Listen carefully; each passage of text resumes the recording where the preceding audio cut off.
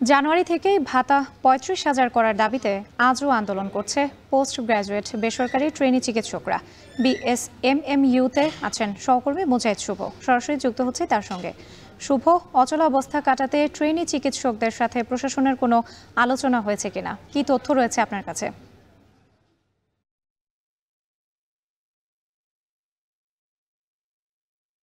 জানুয়ারি থেকেই ভাতা ৩৫,০০০ করবার দাবিতে আজও আন্দোলন চালিয়ে যাচ্ছে পোস্ট গ্র্যাজুয়েট বেসরকারি ট্রেনি চিকিৎসকরা। তারই অংশ হিসেবে তারা বঙ্গবন্ধু শেখ মুজিব মেডিকেল বিশ্ববিদ্যালয়ের যে বটতলা আছে সেখানে কিছুক্ষণ আগেও তারা আসলে জড়ো হয়েছিলেন।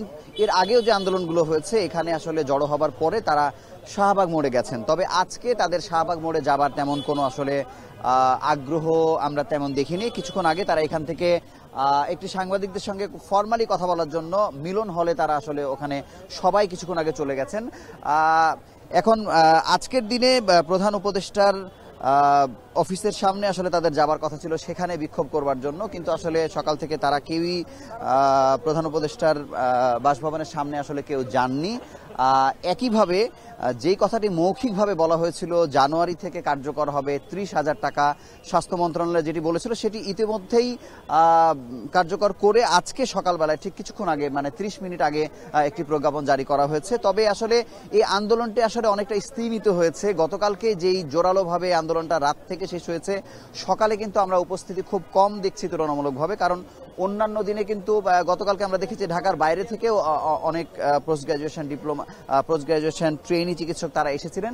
কিন্তু এখন কিন্তু আপনি বটতলা যাদেরকে দেখছেন তারা মূলত কিন্তু সাংবাদিক বেশিরভাগ অর্থে। মূল যারা আন্দোলনকারী তারা বিএসএমএম এর ভেতরে মিলন হলে তারা গেছে, তারা সেখানে একটি ব্রিফ করবে তারা আসলে মূলত কি করতে চায়। তবে বোঝা যাচ্ছে এই আন্দোলনটি এখন পর্যন্ত সরকারের পক্ষ থেকে